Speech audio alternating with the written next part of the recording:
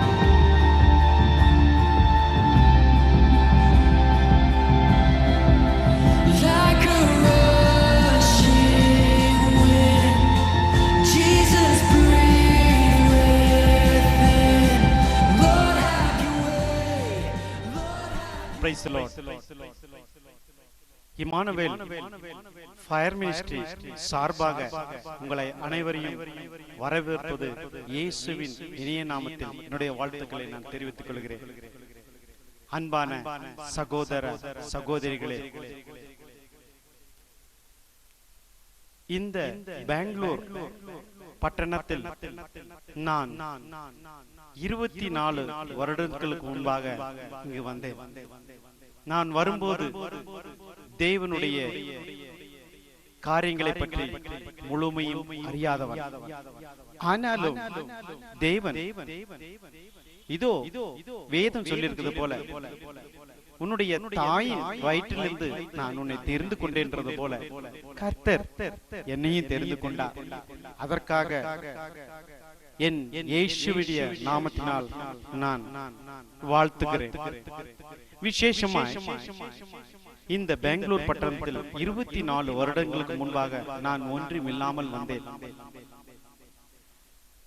நான் ஒரு இடத்தை விட்டு, தமிழ்நாடை விட்டு நான் இடம்பெயர்ந்து பெங்களூர் பட்டணத்துக்கு வந்தேன். வரும்போது வெறும் கையனாய் வந்தேன், ஒன்றுமில்லாதவனாய் வந்தேன். ஆனால் இயேசுவினுடைய மாசற்ற விலையேற பெற்ற இரத்தம் எனக்கு என்றைக்கு என் மேல் சிந்தினார் என்று நான் உணர்ந்து அவருடைய பாதத்தில் நான் வந்தனோ, அன்றையும் முதல் கர்த்தர் என்னை ஆசீர்வதித்தார். இந்த இமானுவேல் ஃபயர் மினிஸ்ட்ரி தொடங்குவதற்கு கர்த்தர் பெரிதும் உதவி செய்தார். இந்த இமானுவேல் மினிஸ்ட்ரி ஆரம்பிப்பதற்கு காரணம், இயேசு இமானுவேலாய் இந்த உலகத்துக்கு வந்தார். என்னை இந்த உலகத்திற்கு இம்மனுஷனாய், இம்மையில் நான் பிரிக்கப்பட்டவனாய், எல்லாராலும் படிக்கப்பட்டவனா இருந்த பொழுது கர்த்தர் இம்மானுவேலாகிய இயேசு கிறிஸ்து என்னை வந்து தொட்டு இம்மனுஷனின் வாழ்க்கை மாற்றினார். கர்த்தர் நான் எப்படியோ தெரிந்தேன், எப்படியோ வாழ்ந்தேன், எப்படியோ இருந்தேன். ஆனாலும் தேவன் என்னை அழைத்து அவருடைய ஊழியத்திற்கு என்று தெரிந்து கொண்டார். சாதாரணமாய் இந்த பெங்களூர் பட்டணத்தில் நான் என்னுடைய ஊழியத்தை முதல் தொடங்கும் போது வெறும் 3 ஆத்துமாவை கொண்டுதான் நான் இந்த ஊழியத்தை தொடங்கினேன். இன்றைக்கு தேவன் எனக்கு அளவு கடந்த ஆசீர்வாதத்தை கொடுத்திருக்கிறார். பெங்களூரில் அளவு கடந்த ஆசீர்வாதங்களை, வீடு, காரு, எல்லா காரியங்களும், சபை மக்கள் எல்லாவற்றையும் தேவன் அபிஷேகமாய் எனக்கு கொடுத்திருக்கிறார். நான் நிற்பதும் நிர்மூலம் ஆகாமல் இருப்பது கர்த்தருடைய சுத்த கிருபை. கர்த்தர் இங்க மட்டுமல்ல, கர்த்தர் துபாயிலும் கர்த்தர் என்னை ஊழியம் செய்யும்படி என்னை அழைத்திருந்தார். நான் அங்கு நான் என்னுடைய சொந்த வேலையும் செய்து கொண்டு தேவனுடைய ஊழியத்தை செய்கிறேன். டெலிபோன் மினிஸ்ட்ரி மூலமாய் தேவன் என்னை ஊழியத்துக்கு அழைத்திருந்தார். சாதாரணமான டெலிபோன் மூலியத்தில் 10 ஆத்துமாக்களை கொண்ட நான் இன்றைக்கு 800-980 ஆத்துமாக்களை கர்த்தர் எனக்கு கொடுக்கும்படி கிருபை செய்தார். எல்லா ஊர்களிலும், உலகம் எங்கும், தமிழ்நாடு, கேரளா மற்றும் Orissa, Bangladesh, Pakistan, Sri Lanka, hallelujah, praise the Lord, Nepal, South Africa, Australia, New Zealand, USA மற்றும் பல இடங்களில் கர்த்தர் என்னை டெலிபோன் ஊழியமாய் ஒரு ஊழியக்காரனாய் தெரிந்து கொண்டார். கர்த்தர் நிறைய அற்புதங்களை அவர் சொல்ல ஆகும் என்றால் இது பத்தாது. கர்த்தர் அவ்வளவு காரியங்களை எனக்கு கிருபையின் வரங்களை கொடுத்து கர்த்தர் செய்தார். இதோ இந்த வேதகம் சொல்லியிருக்கிறது, என்னை கனப்படுத்துகிறவனை நானும் கனப்படுத்துவேன். இதோ கர்த்தரை நான் கனப்படுத்தினேன், என்னை கனப்படுத்தினார். இதோ நான் சொல்வது அல்ல, சும்மா அல்ல, தேவன் என்னை ஆசீர்வதித்துக் கொண்டுதான் நான் இன்று நாளில் உங்களுக்கு முன்பாக ஒரு சாட்சியாய் நிற்க முடிகிறது. விசேஷமாய் இன்னொரு காரியம் சொல்லுகிறேன். எனக்கு இருந்த அந்த 15 ஆத்துமாவை தேவன் அதை பெருக்கி இன்றைக்கு பெங்களூர் பட்டணத்துல 200 ஆத்துமாக்களுக்கு மேல் கர்த்தர் அறுவடை செய்யும்படி தந்தார். இதோ ஒரு ஆலயத்தில் நாங்கள் இருந்தோம், அதுவும் சொந்தமான ஆலயத்தில். அது இடம் பற்றாக்குறையை ஏற்பட்டதை கொண்டு நான் அந்த ஆலயத்தை, இதோ தேவன் ஒரு புதிய ஆலயத்தை, இதோ 1999 வருஷம் ஊழியம் ஆரம்பிக்கப்பட்டது.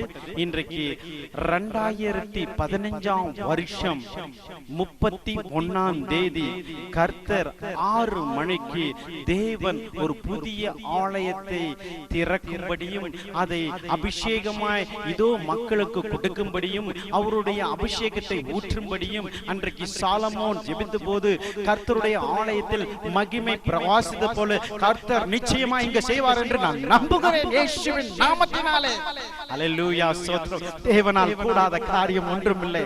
என்னுடைய அன்பான பிள்ளைகளே, இந்த ஆலயத்திற்கு உதவின ஒவ்வொருவருக்கும் இயேசுவின் நாமத்தினாலே என்னுடைய நன்றிகளை நான் தெரிவித்துக் கொள்கிறேன். இதோ இந்த கட்டடத்தில் அல்லேலூயா, ஸ்தோத்திரம். இதோ இந்த கட்டடத்தில் ஒவ்வொரு கல்களும் அல்லேலூயா என்னுடைய ஊழியத்தில் இருக்கிறவர்களும் என்னுடைய சபையில் இருக்கிறவர்களும் அடியேனுடைய சொந்த உழைப்பிலை கொண்டும் கர்த்தர் செய்தார். அல்லேலூயா, ஸ்தோத்திரம். விசேஷமாய் எல்லாருக்கும் நான் நன்றி சொல்ல தெரிவிப்பட்டிருக்கிறேன். விசேஷமாய் பெங்களூர் சபைக்கும், அல்லேலூயா, ஸ்தோத்திரம், பெருமநல்லூர் சபைக்கும், தமிழ்நாட்டில் இருக்கிற தாதம்பட்டி சபைக்கும் ஊட்டியில் இருக்கிற குன்னூர் சபைக்கும் என்னுடைய நன்றியை சொல்கிறேன். அதை இல்லாமல் துபாயில் இருக்கிற துபாயிலே அபுதாபி என்ற இடத்தில் ருவைஸில் இருக்கிற என்னுடைய சர்ச் அல்லேலூயா பிரைஸ் தி சர்ச்சில் இருக்கிற ஒவ்வொரு விசுவாசிகளுக்கும் ஒருவராய் பெயராய் நான் உங்களுக்கு நன்றி சொல்கிறேன். அல்லேலூயா ஸ்தோத்திரம். இந்த ஸ்லாக்கியத்தை கொடுத்த கர்த்தருக்கு என்னுடைய நன்றியையும் அவருக்கு என்னுடைய அளவு கடந்த காரியங்களையும் நான் தெரிவிக்க விரும்புகிறேன். அல்லேலூயா ஸ்தோத்திரம். இதோ கர்த்தருடைய பிரதிஷ்டைக்காக நான் அவளுடன் கேட்டுக் கொண்டிருக்கிறேன். கர்த்தர் இந்த ஆலயத்தில் புதியதொரு காரியம் செய்வார். 2016 வருஷம் தேவன் இது போல ஆண்டவருடைய வெளிப்படுத்துதல் அல்லேலூயா ஸ்தோத்திரம். இந்த பெங்களூர் பட்டணத்துல இதே போல 1000 பேர் உட்காரும் ஆலயத்தை நிச்சயமாய் கர்த்தர் தருவார். நீ விசுவாசித்தால் தேவனுடைய மகிமை காண்பாய் என்று கர்த்தரை வெளிப்படுத்துக ஸ்தோத்திரம். இதை கேட்டுக்கொண்ட அனைவருக்கும் இயேசுவின் இனிய நாமத்தில் என்னுடைய வாழ்த்துதல்களையும் நன்றியும் தெரிவித்துக் கொள்கிறேன். நன்றி நன்றி. இயேசுவின் நாமத்தினால் என்னுடைய சாட்சியை முடிக்கிறேன். ஆமென். நம்முடைய மத்தியில் வந்திருக்கிற ನಮ್ಮ ಮಧ್ಯದಲ್ಲಿ ಬಂದಿರತಕ್ಕಂತ ದುಬೈಯಿಂದ ಬಂದಿರತಕ್ಕಂತ ಪ್ರೇಮ್ ಕುಮಾರ್ ಅಯ್ಯ ಅವರು நமக்காக ஒரு சின்ன செய்தியை கொண்டு வந்திருக்கிறார். ನಮಗೋಸ್ಕರ ಒಂದು ಚಿಕ್ಕ ವೇದ ವಾಕ್ಯವನ್ನು ತೆಗೆದುಕೊಂಡು ಬಂದಿದ್ದಾರೆ. அவருடைய செய்தி எனக்கு ரொம்ப பிடிக்கும். ಅವರ ವೇದ ವಾಕ್ಯಗಳು ನನಗೆ ತುಂಬಾ ಇಷ್ಟ. ஆண்டவர் சொல்ற மாதிரி சின்ன ஊமைகளை கர்த்தர் சொல்லி இருக்கிறார் நிறைய இடத்துல. ಕರ್ತನಾದ ದೇವರು ಅನೇಕ ಸ್ಥಳಗಳಲ್ಲಿ ಅವರು ಕೆಲವು ಸಾಮ್ಯಗಳನ್ನು ಹೇಳಿದ್ದಾರೆ. நம்மோட பேசுற மாதிரியே இருக்கும். ಆ ಸಾಮ್ಯಗಳನ್ನು ನಾವು ನೋಡುವಾಗ ಅವು ನಮ್ಮೊಂದಿಗೆ ಮಾತಾಡುವ ರೀತಿಯಾಗಿರುತ್ತೆ. அதே போல அவர் சின்ன வார்த்தை சொன்னாலும் நம்மோட பேசுற மாதிரி கர்த்தர் நமக்கு வார்த்தை கொண்டு வந்திருப்பார். ಅದೇ ರೀತಿಯಾಗಿ ಅವರು ಸ್ವಲ್ಪವಾಗಿ ಮಾತಾಡಿದ್ರು ಆ ವಾಕ್ಯಗಳು ನಮ್ಮೊಂದಿಗೆ ಮಾತಾಡತಕ್ಕಂತ ವಾಕ್ಯಗಳು ಅವರು ತೆಗೆದುಕೊಂಡು ಬರ್ತಾರೆ. அப்படிப்பட்ட தாசனை நாம் கரங்களை அடித்து வரவேற்போமா? ಆ ರೀತಿಯಾದ ದೇವದಾಸರನ್ನು ನಾವು ಕರೆಗಳನ್ನು ತಟ್ಟಿ ನಾವು ಅವರನ್ನು ಬರಮಾಡೋಣ. ಅವರನ್ನು ಸಹ ನಮ್ಮ ಸಭೆಯ ಮೂಲಕವಾಗಿ ನಾವು ಅವರನ್ನು ಗೌರವಿಸೋಣ. ನಮ್ಮ ಸಭೆಯ ಬೋಧಕರು ಅವರನ್ನು ಗೌರವಿಸ್ತಾರೆ.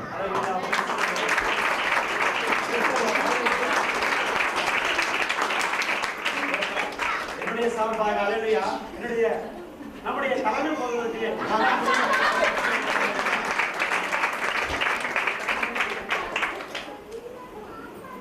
Price the lord. ரொம்ப சந்தோஷமா இருக்கீங்களா? ಎಲ್ಲರೂ ಸಂತೋಷವಾಗಿದ್ದೀರಾ? அப்படியா? யாரும் சிரிக்கிற மாதிரியே தெரியல. ಯಾರು ನಗ್ತಾ ಕಾಣಿಸ್ತಾ ಇಲ್ವಲ್ಲ? ஓகே. இப்போ போட்டோ எடுங்கங்க. ಅವರನ್ನು ಫೋಟೋ ತೆಗೀರಿ. சிரிக்கும் போது போட்டோ எடுங்க. ನಗತಕ್ಕಂತ ಸಂದರ್ಭದಲ್ಲಿ ಫೋಟೋ ತೆಗೀರಿ. எனக்கு இந்த மாதிரியான ஒரு நல்ல சந்தர்ப்பத்தை கொடுத்த என் தேவனுக்கு முதலாவது நான் நன்றியை ನನಗೆ ಈ ಒಳ್ಳೆ ಸಮಯವನ್ನು ಕೊಡತಕ್ಕಂತ ಕರ್ತನಾದ ದೇವರಿಗೆ ನಾನು ಸ್ತುತಿಗಳನ್ನು ಹೇಳ್ತೇನೆ. பின்பு இந்த ஆலயத்தின் போதகர், தலைமை போதகர் மற்றும் சாம் பாஸ்டர், அவருடைய மதர், அவருடைய குடும்பத்தார் அனைவருக்கும் என்னுடைய நன்றிகளையும் இந்த ஆலயத்தின் ஒவ்வொரு அங்கத்தினருக்கும் என்னுடைய நன்றியை நான் ನಂತರ ನಾನು ಈ ಸಭೆಯ ಬೋಧಕರಿಗೂ ಮತ್ತೆ ಸಾಮ್ಯುಯಲ್ ಪಾಸ್ಟರ್ಗೂ ಅವರ ಕುಟುಂಬದವರಿಗೂ ಮತ್ತೆ ಈ ಸಭೆಯ ಒಬ್ಬೊಬ್ಬ ವೈಯಕ್ತಿಕ ಸಭೆಗಳಿಗೂ ನಾನು ದೇವರನ್ನು ಸ್ತುತಿಸಿ ನನ್ನ ಕೃತಜ್ಞತೆಯನ್ನು ಹೇಳ್ತೇನೆ. சாம் பாஸ்டர் பத்தி ஒரு 2-3 வார்த்தை உங்களுக்கு சொல்லணும். சாம் பாஸ்டர் ಕುರಿತು ನಿಮಗೆ ಕೆಲವು ವಾಕ್ಯಗಳನ್ನು ನಾನು ಹೇಳಬೇಕು. நாங்க இருக்கிற இடம் வந்து அபுதாபியில இருந்து ஒரு 250 கிலோமீட்டர் தள்ளி இருக்கிறோம். ನಾವು ಇರ್ತಕ್ಕಂತ ಸ್ಥಳ ಅಬುದಾಬಿಯಿಂದ ಒಂದು ಸುಮಾರು 250 ಕಿಲೋಮೀಟರ್ ದೂರದಲ್ಲಿದ್ದೀವಿ. அந்த இடத்துல ஒரு சிறு ஒரு ஆலயம், ஒரு சின்ன ஒரு இடத்துல நாங்க கூடி ஜெபித்து கொண்டு இருக்கிறோம். ಅಲ್ಲಿ ಒಂದು ಚಿಕ್ಕ ಆಲಯ, ಆ ಚಿಕ್ಕ ಆಲಯದಲ್ಲಿ ನಾವು ಕೂಡಿ ಪ್ರಾರ್ಥಿಸುತ್ತಿದ್ದೇವೆ. ஆனா அந்த இடத்துல ஒரு தமிழ் சபையை ஏற்படுத்தின பெருமை அவருக்கு ಸೇರಿದೆ. ಆ ಒಂದು ಸ್ಥಳದಲ್ಲಿ ಸಹ ತಮಿಳ್ ಭಾಷೆ ಮಾತಾಡತಕ್ಕಂತ ಒಂದು ಸಭೆಯನ್ನು ಏರ್ಪಡಿಸತಕ್ಕಂತ ಆ ಒಂದು ಘನತೆ ಅವರಿಗೆ ಸಲ್ಲಿಸುತ್ತೆ. அது மாத்திரம் இல்ல, அவர் ஆலயத்துக்கு ஒவ்வொருவரையும் கூட்டிட்டு வரதுக்கு அவர் எடுத்துக்கொண்ட முயற்சி ಆ ಆಲಯಕ್ಕೆ சொன்னாலும் அது வந்து உங்களுக்கு புரியாத அளவுக்கு அவர் செய்திருக்கிறார். ಆ ಆಲಯಕ್ಕೆ ಒಬ್ಬೊಬ್ಬರನ್ನು ಕರೆದು ಬರೋದಕ್ಕೆ ಅವರು ತೆಗೆದುಕೊಂಡ ಪ್ರಯಾಸ ನಾನು ಹೇಳಿದ್ರು ನಿಮಗೆ ಅರ್ಥ ಆಗೋದಿಲ್ಲ. ಆ ರೀತಿಯಾದ ಒಂದು ಪ್ರಯಾಸವನ್ನು ಅವರು ಪಡೆದಿದ್ದಾರೆ. அதற்காகவும் தேவனுக்கு நன்றிகளை செலுத்துகிறேன். ಅದಕ್ಕೋಸ್ಕರವೂ ನಾನು ದೇವರನ್ನು ಸ್ತುತಿಸ್ತೇನೆ. இன்றைக்கு அவர் ஏற்படுத்தின ஆலயத்துல ஒரு 40ல இருந்து ஒரு 60 பேர் வரைக்கும் வர அளவுக்கு ஆட்கள் கூடிக்கொண்டு வருகிறார்கள். அதற்காக அவர் ஜெபித்து கொண்டும் வருகிறார் என்பதை நிச்சயமாக எனக்கு தெரியும். ಅವರು ಏರ್ಪಡಿಸಿದ ಆಲಯದಲ್ಲಿ ಇಂದು ಸುಮಾರು 40ರಿಂದ 60 ಮಂದಿ ಬರ್ತಾ ಇದ್ದಾರೆ. ಅದಕ್ಕೋಸ್ಕರ ಅವರು ಅನುದಿನವೂ ಪ್ರಾರ್ಥಿಸ್ತಾ ಇದ್ದಾರೆ ಅಂತೇಳಿ ನನಗೆ ಗೊತ್ತುಂಟು. இன்னைக்கு உங்களுக்கு ஒரு அருமையான ஒரு ஆலயத்தை தேவன் கொடுத்திருக்கிறார். ಇಂದು ನಿಮಗೆ ಒಂದು ಒಳ್ಳೆ ಆಲಯವನ್ನು ದೇವರು ಕೊಟ್ಟಿದ್ದಾರಲ್ವಾ? நீங்க எல்லாம் நினைக்கலாம் அபுதாபியில இருக்கிறதுனால நாங்க வந்து ஒரு விசாலமான ஒரு இடத்துல இருப்போம், அங்க நாங்க ஜெபித்து கொண்டு இருக்கிறோம், அங்க நம்ம ஆராதனை செஞ்சு கொண்டு இருக்கிறோம். உங்களுக்கு ஒரு 2 சிறு காரியத்தை நான் கூறணும்னு நான் விருப்பப்படுறேன். ನೀವು ಒಂದು ವೇಳೆ ತಿಳಿದುಕೊಂಡಿರಬಹುದು, ನಾವು ಅಬುದಾಬಿಯಲ್ಲಿ ಇರೋದ್ರಿಂದ ನಾವು ಒಂದು ವಿಶಾಲ ಸ್ಥಳವಾಗಿ ಇದ್ದು ನಾವು ಅಲ್ಲಿ ಆರಾಧಿಸ್ತಾ ಇದ್ದೀರಿ ಅಂತೇಳಿ. ಆದ್ರೆ ನಾನು ನಿಮ್ಮ ಮಧ್ಯದಲ್ಲಿ ಒಂದು 2 ಕಾರ್ಯಗಳನ್ನು ಹಂಚಿಕೊಳ್ಳೋದಕ್ಕೆ ಇಷ್ಟಪಡ್ತೇನೆ. அங்க வேலை செய்கிற ஒவ்வொரு கம்பெனியும் ஒவ்வொரு இடத்துல அவர்களுக்குரிய இருக்கை ಸ್ಥಳத்தை ஏற்படுத்தி இருக்கிறாங்க. ಅಲ್ಲಿ ಕೆಲಸ ಮಾಡತಕ್ಕಂತ ಒಂದೊಂದು ಕಂಪನಿಯವರು ಅವರು ಇರೋದಕ್ಕೆ ಒಂದೊಂದು ಸ್ಥಳವನ್ನು ಏರ್ಪಡಿಸಿದ್ದಾರೆ. அந்த இடத்துல ஒரு சில கிறிஸ்தவர்கள் வந்து நாங்க கூடி ஜெபிக்கிறோம், நீங்க வந்து ஒரு செய்தி கொடுங்க அப்படின்னு என்ன கூப்பிட்டாங்க.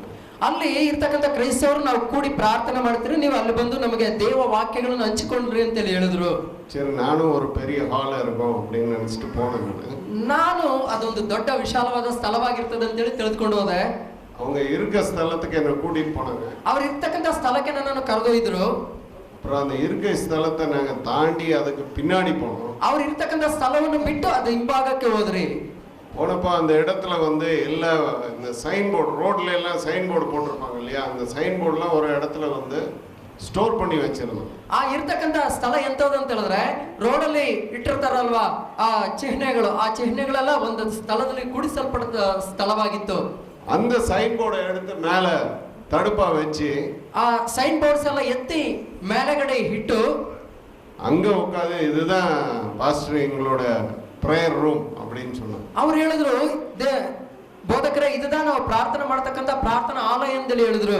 மொத்தமா இந்த மேடை இருக்கு பாருங்க, அவ்வளவு பெருசுதான். மொத்தವಾಗಿ ಆ ಸ್ಥಳ ಈ ಚೇಂಬರ್ ಇರತಕ್ಕಂತ ಸ್ಥಳ ಅಷ್ಟೇ. இந்த இடத்துல ஒரு 10 பேர் கூடி ஜெபித்து கொண்டு இருந்தார்கள். அங்கேயும் ದೇವನೇ ಮಹಿಮೆಪಡಿಸಿ ಕೊಂಡು செய்தியை கொடுத்து நாங்கள் வந்தோம். ಅಲ್ಲಿ ಒಂದು 10 ಮಂದಿ ಕೂಡಿ ಪ್ರಾರ್ಥನೆ ಮಾಡುತ್ತಾ ಇದ್ರು. ಅಲ್ಲಿ ದೇವರ ನಾಮವನ್ನು ಮಹಿಮೆ ಪಡಿಸಿ ನಾನು ದೇವ ವಾಕ್ಯಗಳನ್ನು ಹಂಚಿಕೊಂಡು ಬಂದೆ. இன்னொரு முறை ஒருத்தர் கூப்பிட்டாரு. ಇನ್ನೊಂದು ಸಾರಿ ಇನ್ನೊಬ್ಬರು ಕರೆದ್ರು. நாங்களும் ஒரு குழுவை கூடி ஜெபிக்கிறோம். ನಾವು ಒಂದು ಗುಂಪಾಗಿ ಕೂಡಿ ಪ್ರಾರ್ಥನೆ ಮಾಡುತ್ತಿದ್ದೀರಿ, வாங்க வந்து ஒரு செய்தி கொடுங்க அப்படின்னு. ಬನ್ರಿ ಅಲ್ಲಿ ದೇವ ವಾಕ್ಯಗಳನ್ನು ನೀವು ಹಂಚಿಕೊಳ್ಳ್ರಿ ಅಂತ ಹೇಳಿ அவங்க கிட்ட நாங்க போனோம். ಅವರ ಹತ್ರವೂ ನಾವು ಹೋದ್ರಿ. ಅವರು இப்படிதான் கேம்ப்ல கூட்டிட்டு போனாரு. ಅವರು ಆ ಕ್ಯಾಂಪ್ಗೆ ಕರ್ಕೊಂಡು ಹೋದ್ರು. நிறைய பஸ் வெயிட் நின்னுட்டு இருந்துச்சு. ಅಲ್ಲಿ ಹೆಚ್ಚಾದ ವಾಹನಗಳು ನಿಂತಿತ್ತು. ನಾನು ಅನಿಸೆ ಬಸ್ல ಏರಿ ಹೆಂಗೆ ಕೂಟ್ಟು போவாங்க. ಆ ಬಸ್ ನಲ್ಲಿ ಹತ್ತಿಸಿ ನಮ್ಮನ್ನು ಎಲ್ಲೋ ಕರೆದುಕೊಂಡು ಹೋಗ್ತಾರೆ ಅಂತ ಹೇಳಿ ನಾನು ಬಸ್ல ஏறி உள்ளுக்கு போனோன்னே ಆ ಬಸ್ ಹತ್ತಿ ಒಳಗೆ ಹೋಗಿದ ಕೂಡಲೇ அங்க எல்லாரும் அந்த பஸ்ல உட்கார்ந்து இருந்தாங்க. ಅಲ್ಲಿ ಆ ಬಸ್ ನಲ್ಲಿ ಎಲ್ಲರೂ ಕುಳಿತುಕೊಂಡಿದ್ರು. அந்த பஸ் ஆன் பண்ணிட்டு அதோட ஏசி ஆன் பண்ணிட்டு ಬಸ್ ಆನ್ ಮಾಡಿ ಅದನ್ನು ಎಸಿ ಅನ್ನು ಸಹ ಆನ್ ಮಾಡಿದ್ರು. இதுதாங்க எங்களுடைய சபை, இதுதான் நம்ம தேவ ஆலயம் ಅಂತ ಹೇಳಿದ್ರು. இந்த பஸ்ல தான் நாங்க வந்து வார வாரம் கூடி ஜெபிக்கிறோம். ಈ ಬಸ್ ನಲ್ಲಿ தான் ನಾವು ವಾರ ವಾರ ಕೂಡಿ ಪ್ರಾರ್ಥಿಸ್ತೇವೆ. இங்க தான் நீங்க பிரசங்கம் கொடுக்கணும் அப்படி. ಇಲ್ಲಿ தான் ನೀವು ದೇವ ವಾಕ್ಯಗಳನ್ನು ಹಂಚಿಕೊಳ್ಳಬೇಕು ಅಂತ ಹೇಳಿದ್ರು. இந்த மாதிரியான ಸ್ಥಳத்துல அங்க ஆராதனை நடந்து கொண்டிருக்கு. ಈ ರೀತಿಯಾದ ಸ್ಥಳಗಳಲ್ಲಿ ಅಲ್ಲಿ ಆರಾಧನೆ ನಡೆಯುತ್ತಿದೆ. இப்போ பாருங்க உங்களுக்கு எவ்வளவு பெரிய ஒரு ஆராதனை ಸ್ಥಳ. ಆದ್ರೆ ಇಲ್ಲಿ ನೋಡ್ರಿ ನಿಮಗೆ ಎಷ್ಟು ದೊಡ್ಡ ಆಲಯ. ದೇವರಿಗೆ ಮಹಿಮೆ ಉಂಟಾಗಲಿ. மிகவும் பெரிய ஒரு ஸ்தலத்தை தேவன் கொடுத்தார். ತುಂಬಾ ದೊಡ್ಡದಾದ ಸ್ಥಳವನ್ನು ದೇವರು ಕೊಟ್ಟಿದ್ದಾರೆ. இந்த 2 இடத்துக்கு நான் போனதுக்கு அப்புறம் நான் எந்த ஒரு இடத்துக்கு போனாலும் தேவன் கொடுத்த இடத்துக்காக நான் முதலாவது ஜெபிப்பேன். ನಾನು ಈ 2 ಸ್ಥಳಗಳಿಗೆ ಹೋದ ನಂತರ ಮತ್ತೆ ಯಾವ ಸ್ಥಳಕ್ಕೆ ಹೋದರೂ ಮೊದಲನೇದಾಗಿ ದೇವರು ಕೊಡತಕ್ಕಂತ ಸ್ಥಳಕ್ಕೆ ದೇವರನ್ನು ಮಹಿಮೆ ಪಡಿಸುತ್ತೇನೆ. நம்ம நினைப்ப வெளிநாட்டுல வந்து பெரிய இடத்துலயும் பெரிய ஆராதனை செய்து கொண்டு இருக்கிறார்கள். இல்ல, ನಾವು ತಿಳಿದುಕೊಳ್ತೀರಿ ಹೊರ ದೇಶದಲ್ಲಿ ಅವರು ದೊಡ್ಡ ಸ್ಥಳದಲ್ಲಿ ಅವರು ಕೂಡಿ ಆರಾಧನೆ ಮಾಡ್ತಾರೆ ಅಂತ ಹೇಳಿ. ಇಲ್ಲ, இடம் இல்லாமல் தவித்து கொண்டு இருக்கிற இடம் உண்டு. ಸ್ಥಳ ಇಲ್ಲದೆ ಕಷ್ಟಪಡ್ತಕ್ಕಂತ ಸ್ಥಳಗಳು ಉಂಟು. தேவன் ஒரு அருமையான ஒரு ஆலயத்தை, ದೇವರು ಒಂದು ಒಳ್ಳೆ ಆಲಯವನ್ನು ಕೊಟ್ಟಿದ್ದಾರೆ. தேவனுக்கு மகிமை செலுத்து, ದೇವರಿಗೆ ಮಹಿಮೆಯನ್ನು ಸಲ್ಲಿಸಬೇಕು.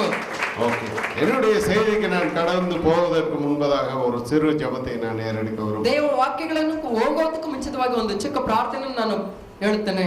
ஜெபிப்போம், ನಾವು ಪ್ರಾರ್ಥಿಸೋಣವಾ.